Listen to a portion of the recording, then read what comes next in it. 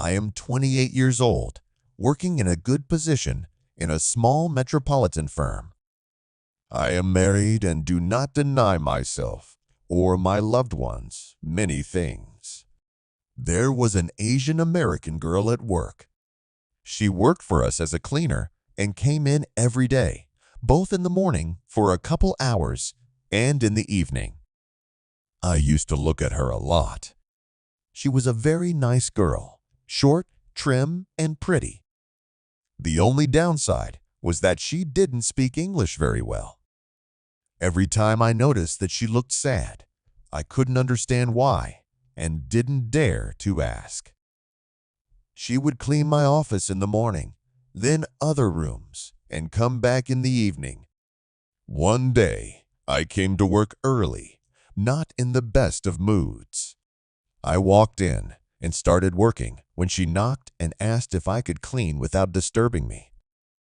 I, of course, said it was fine and she could take her time. She went in and got to work.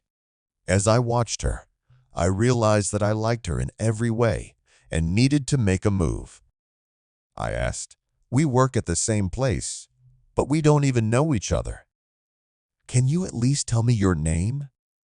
She smiled sweetly and replied, "My name is Emily." "What's yours?" "I'm Mike," I reply. "How old are you?"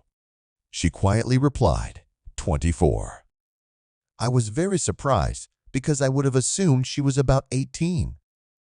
I wondered even more why she was working as a janitor.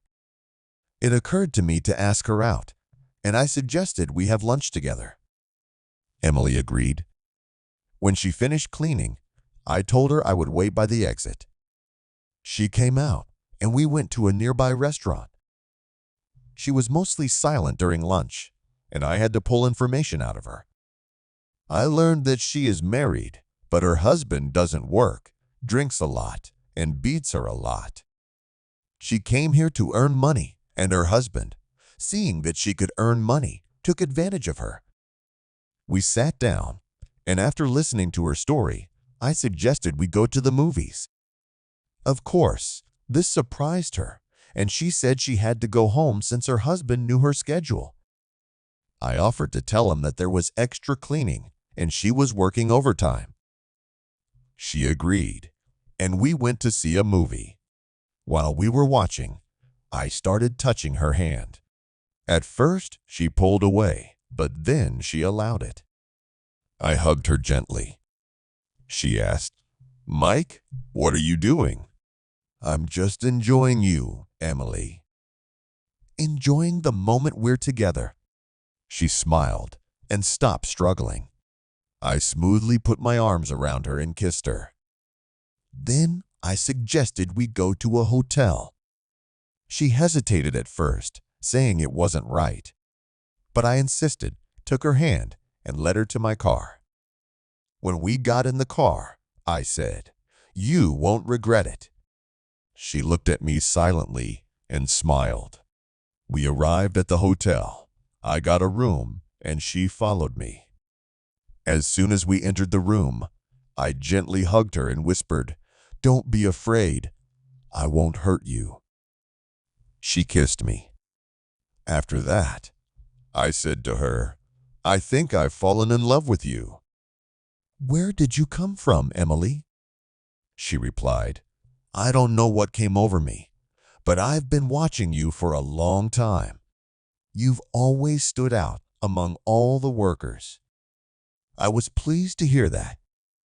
I offered to stay at the hotel and order food, but she declined, saying, "You know I can't, but I'd really like to."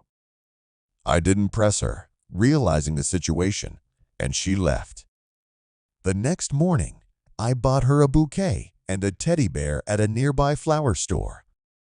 When I arrived at the office, I placed them on her desk and waited for her to come in.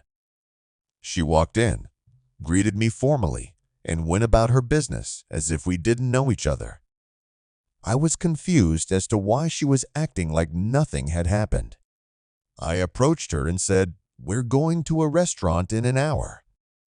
These flowers and the bear are for you."